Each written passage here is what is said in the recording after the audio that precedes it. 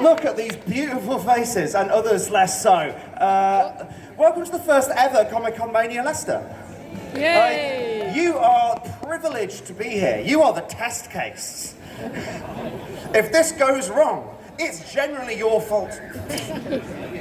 It's not, it's ours, it's all ours. My name's Mark. I will be on stage throughout today, bringing people on, bringing people off, not like that, and asking some questions. We've got an amazing panel of incredible legends to bring to the stage. I'm incredibly excited about it. Quick note, we're also doing the cosplay competition on the stage at 1 o'clock. 1 o'clock for the cosplay. So you've got some of you are ready for that, some of you probably are ready for that and don't know. And we'll see how that goes. But are you ready for your first guests? Yeah. We are starting the first ever Comic-Con Leicester. We are starting with the best possible guests we could have. Like, I am unbelievably excited about this, as I know are, looking at you, quite a lot of you in the audience. So, I assume most of you are fans of Doctor Who? Yeah! It's a little-known British science fiction show. It's been around for a few years. And I am delighted to welcome to the stage two of the stars of one of the most beloved eras of one of the most beloved shows. Please welcome Peter Davidson and Sarah Sutton. Oh, there we go.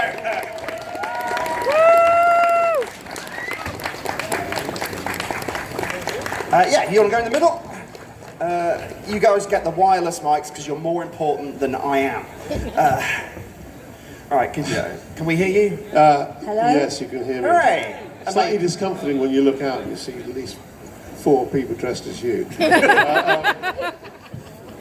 The weird ones are when you look out and the people dressed as you are today.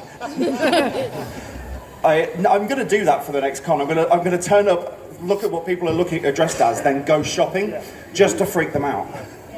So, what we're going to do, I'm going to ask you a couple of questions, and then we're going to throw it open to the audience. In about 15 minutes' time, I'm going to ask you guys for questions. So, if you could start thinking of your questions now, if you have them, because if I say, has anyone got any questions, and you all go, nah, that is frankly embarrassing. So, and none of this more of a comment than a question stuff, right? Actual questions with actual question marks, which is very Doctor Who, or at the very least an upward inflection, like an Australian. So, but I will start with some I prepared. So, I mean, you two are not new to this convention game. No, I guess it started properly in my time as the Doctor. I think that's Tulsa, Oklahoma. Tulsa, Yeah, really? Yeah, it was the first one. Yeah, that's my first convention. But the people at Tulsa, Oklahoma did know who I was because of All Creatures Great and Small. But they'd never seen me as Doctor Who. But then they didn't have anything to ask me at all because it hadn't gone out. So they would ask me questions about previous Doctors' stories, thinking as I was the same person I could answer them. And that proved not to be the case, oddly enough. And they famously said, "Oh, how do you approach your character of Doctor Who?" And I thought it was a flippant thing to say, "Well, I get the script and I learn the words." But that wasn't deep enough, I'm afraid, for the Tulsa audiences. Anyway, it wasn't a great start. Do you like conventions? I imagine a certain amount of your time is taken up in spaces like this these days. Do you enjoy the experience? Well, I mean, generally speaking, because either people are here because they're Doctor Who fans, and also, you know, we're quite polite as a nation. Mm-hmm. You spend most of your time being told how wonderful you are, and who wouldn't like that, you know? So yeah, you do like them. The difference between conventions here in America is the American ones very often go on for 3 days. Yes, I can't do those anymore. And the thing is, even being told how wonderful I am for 3 days, I don't think I could do that for 3 days. It's not the work level, it's smiling for 3 days. Yes. It's tough.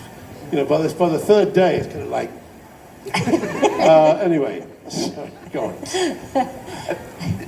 Does it ever get awkward? What's the most awkward thing that's happened? I always like asking people for their disastrous convention stories.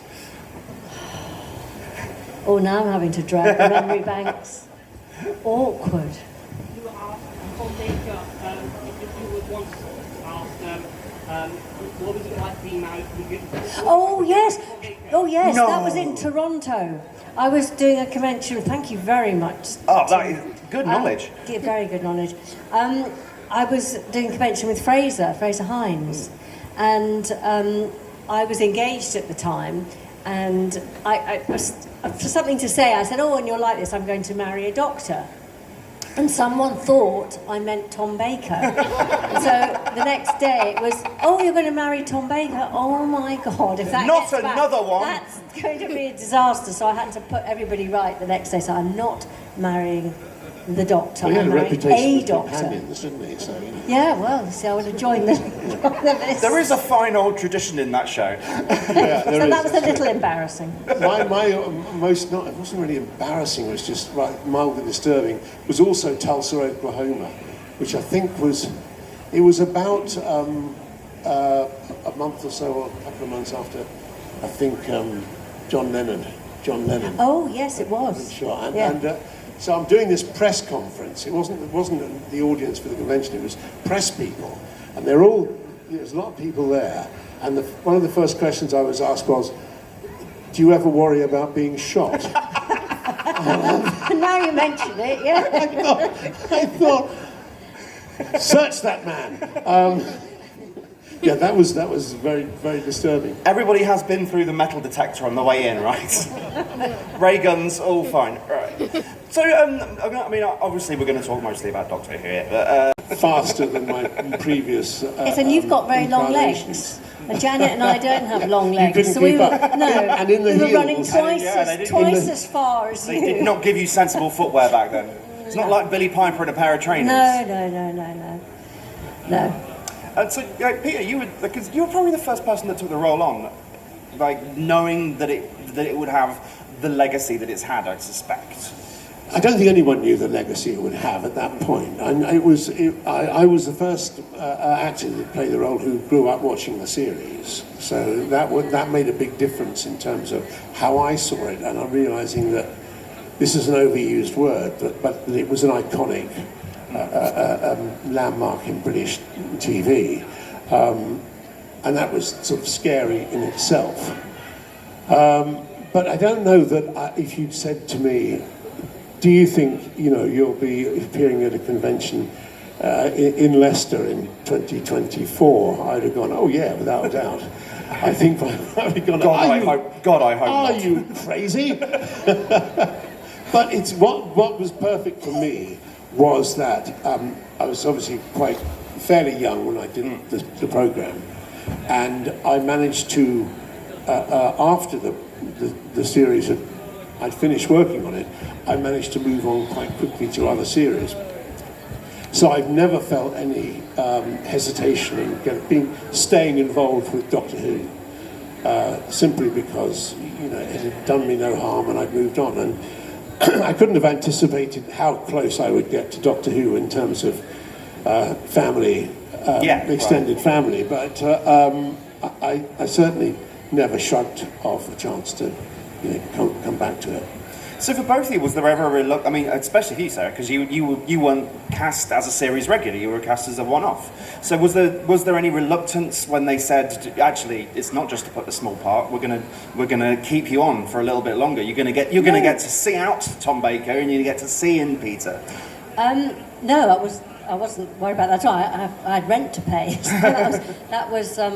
I was really happy to be staying on. Did you not know? No. Did you not know, really? No, it was just for Keeper of Traken. Oh, wow. And I think halfway through the recording of that, JNT said, "Oh, we think we'd like to keep you on." So That's great when that happens, isn't it? yeah, just thought I'd be done and finished in a month. And there I was 2 years later. It's not only rent money, but it's a sort of a compliment that Yes, you've done great. Yeah, so so well. they liked what I was doing or whatever. Yeah, no. Plus, you could be charging money for selfies in 40 years' time. So it's Exactly. All, I wouldn't have thought that then. well, the first question would have been, "What's a selfie?" That's true. What do you think it was about the character of Nyssa that made John Nathan Turner go, "No, this character has quite literally got legs. We're going to keep her in for a bit"? I don't know whether it had anything to do with the fact that they'd already got Matthew in place, the Adric character, and he thought that Nyssa complimented him because we were a similar age. I don't know, and Adric's character is bright, isn't he? He's a mathematician. And Nyssa's a bright character. So I don't know, he just thought more of the same. I have no idea. I just thought,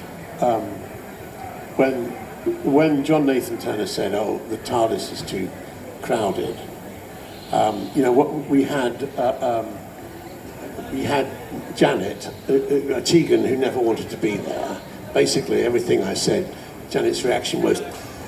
And then we had Matthew, who was always banging on about e-space. And I felt very strongly that you were the only one who was on my side of my companions. You're the only one who was willing to help and was complimentary to. I had to battle with Tegan. I had to bring, Adric out of his depressions about e-space. Anyway, so I thought I think that was part of it, that you were, in a way, a more traditional companion in the best way. Because you kind of fought for Sarah's character a bit, from what I've read. I don't like to bang on, blow my own trumpet, but yes, I did, because he wanted to. I think the original plan was to get rid of Sarah's character first.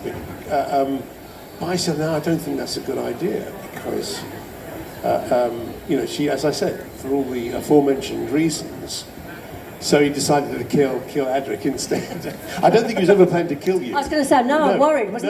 No, he wasn't planning to kill you off, but I think he just came up with this idea. Let's blow up Adric. And I must admit, at first I thought that was a rather good idea. Not because of Matthew, I just thought but it's a bold storytelling. It's a bold storytelling move, and one of the problems that I saw with Doctor Who is that you're always up against this life and death situation, and nothing ever happens to the Doctor or the companion. So in a way, it raised that level. It does raise the jeopardy. Yeah. But it could happen. As I repeat this often because I do think it's funny.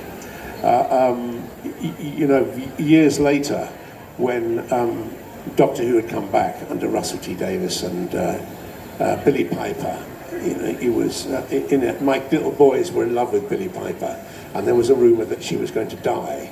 I think the episode was called. It was called. Wasn't it? Yeah. It's the end. It's the end of the second series, isn't it? Yeah, I think so. Yeah.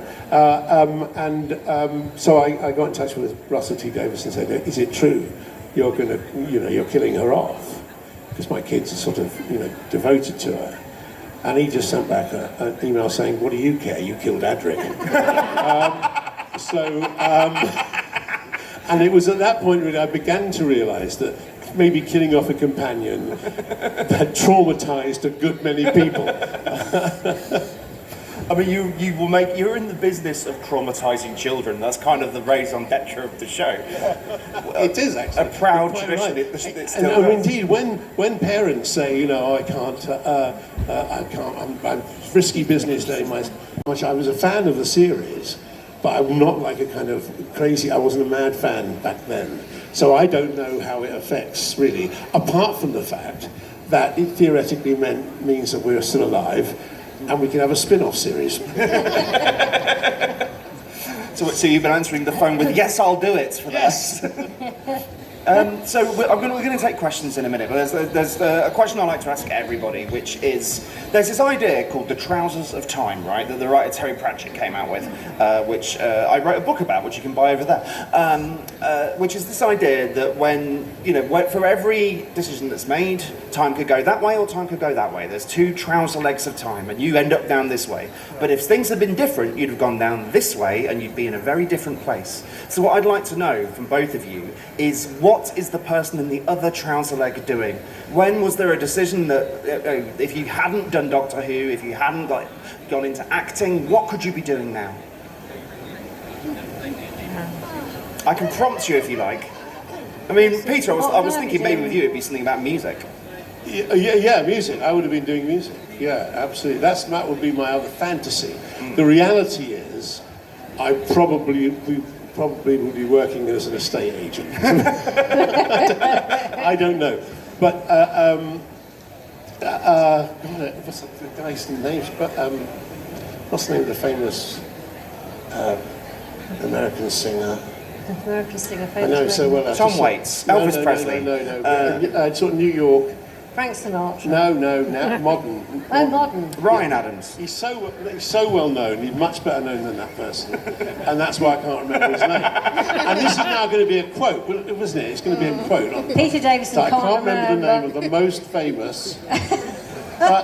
Jay-Z. Born in America. What? That's it. Bruce Springsteen. Right. So, Well, thank you very much. New Sorry, Jersey. Bruce. You have let us down, you've let the boss down. I'm just literally watching a documentary about him the other day. When I left drama school and I was madly into writing songs, and I wrote a couple of songs. I sent them to this A&R man, and he called me in. It was very exciting. He called me in, and he said, we really like a couple of these songs. Could we put you under a contract to, write a certain number of songs a year?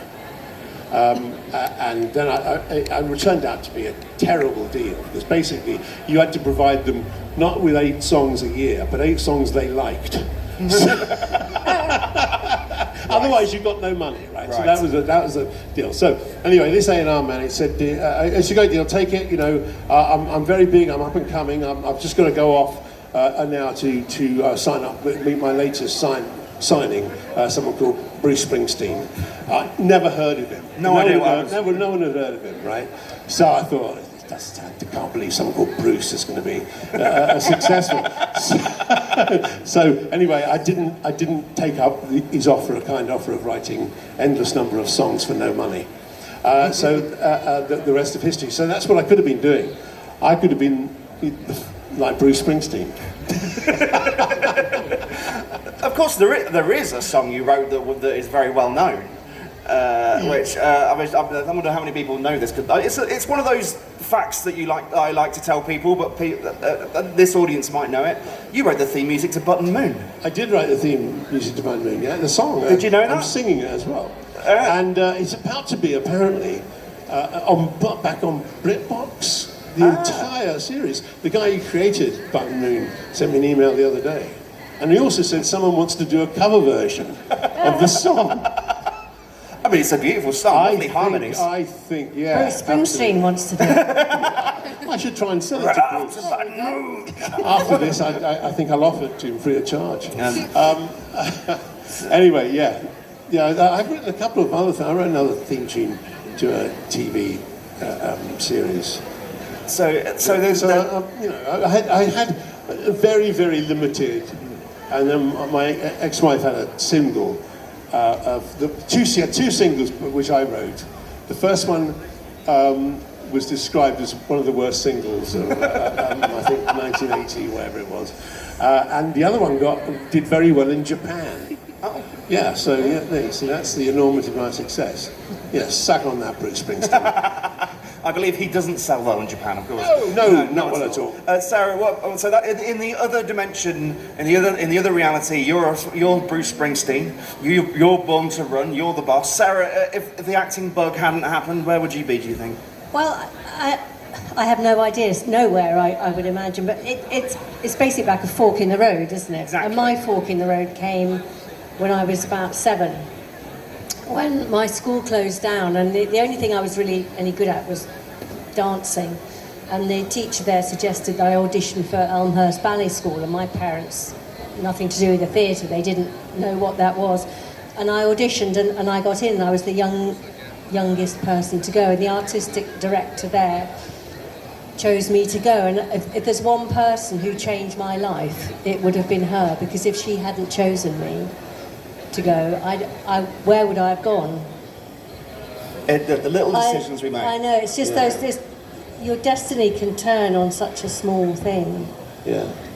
I believe there is an entire Doctor Who episode based on that premise. All right. I remember, by the way, when we were doing Doctor Who, one of the things I loved about Sarah, she would always stand in a perfectly balletic. When she was, you do have that thing. Now you First position. first position. Yeah. She, I sort of I looked down, and there they were, battling the aliens. And Sarah would be standing in the perfect first position. She did have beautiful poise, Nissa. That makes sense. Yeah, she did. Right. I mean, there's loads of stuff I'd love to ask you about, including your ever-growing acting dynasty, Peter.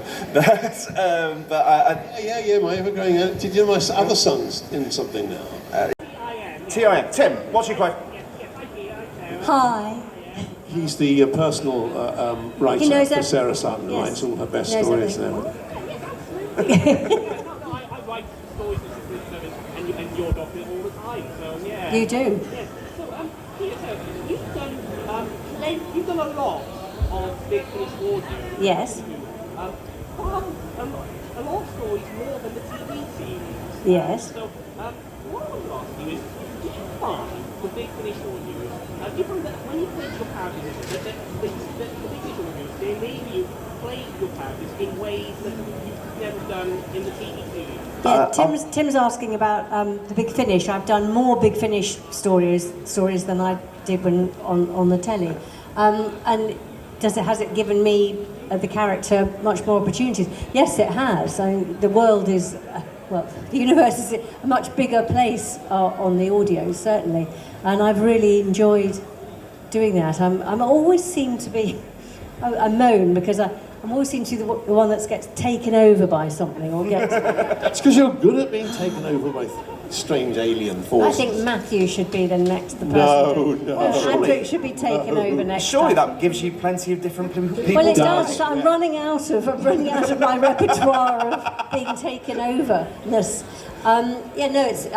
I just love doing the Big Finishes. They're just great. I think there should be a story where there are three Nisses interacting with each other. Three Nissas. Oh my lord. Three Nissas. Three yeah. Nissas. No, And that sounds they like all a talk to nightmare. each other at the same time, so you can just go from one to. So the whole script is just Nissa talking to Nissa. herself. Yeah, and it's like here these having to cope with three versions of Nissa. Oh, how the Doctor copes with that. Yeah. One of them will have to be Geordie and one will have to be South African, just so you can Yes, tell. that's true. Yeah. God, I can't do Yeah, that. I can't do separated on a different time thread to different You countries. can just picture Sarah stood at the microphone, first position. And how she stands on the microphone too. No, but the thing is also, it helps, doesn't it? That Does it? We haven't told you what helps. Yeah, yet. what? Go on then. No, it's the fact that as you get older, and not specifically you have more experience of life, and therefore the whole opportunity in something like Big Finish, where we're much, Yes. we're older, you can explore much more bravely than maybe you would have done in your 20s. Yes, you were 30s. much more confined with the television. There's a time limit and all that sorts of other technical things that go with it. So it's very freeing, the Big Finish, doing Big Finish. It's lovely. All right, we've got time for just a couple more. So, Tom Baker on the front row went straight in, so go on, what's your question?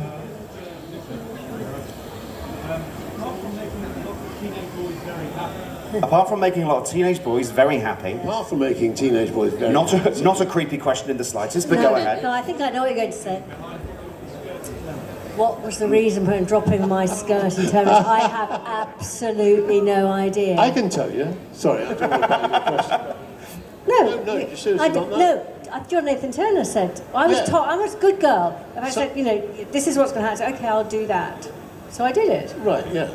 Well, the story goes is that somebody wrote a letter after the first season, my first season of Doctor Who, and said, why is it that the companions in this latest incarnation are covered from head to foot?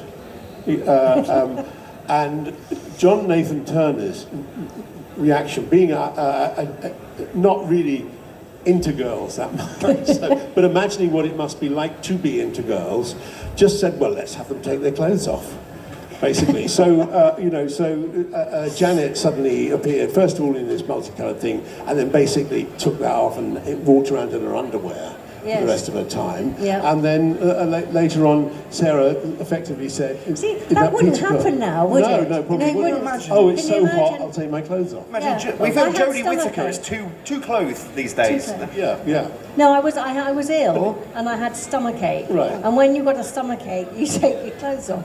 Oh, is that what it was? Apparently, Yeah. apparently. It reminds me of that, there's a famous Peter Cook and Dudley Moore sketch where they interviewed this great filmmaker. Have you seen it?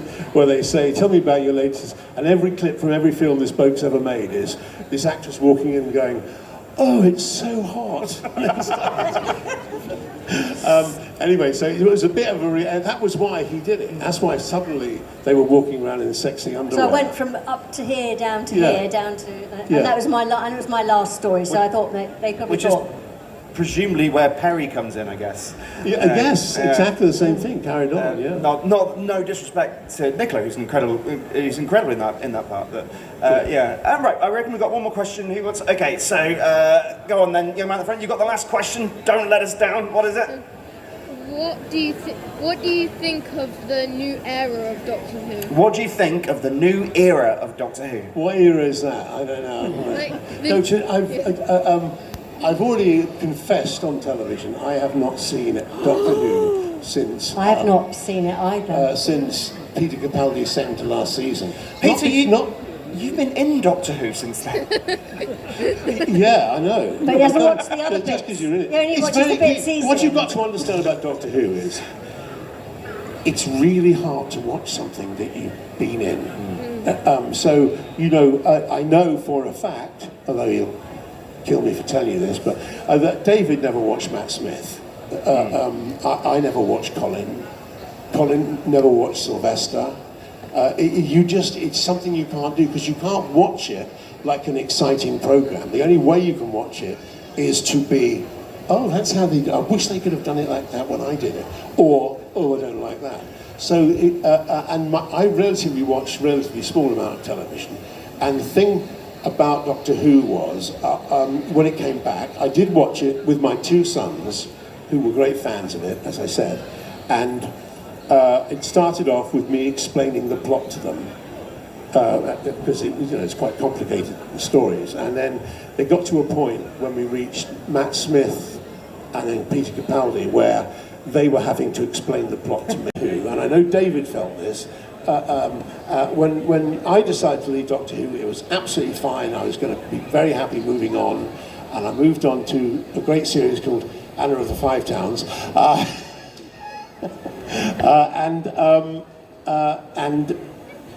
that was all fine. But when you actually come to film it, right? So I did the thing. I collapsed outside the TARDIS, we're inside the TARDIS, and I basically turn into Colin Baker. And you're just sitting on the other side of the studio going, what have I done? What have I done? Because suddenly you go, I was mad to do this. So it is a bit like watching. So it would have been impossible for me to watch Colin in any fair way, because I'd have just been going, I could have done that much better. So, that's just your natural instinct. And I know David felt the same. He felt, it's mad, what have I done? Leaving it. But I mean, I think to override the chances of being misquoted, let's just say it's all been great. New Who great, says Peter Davis. Right, I think that's all we've got time for. If you do have a question,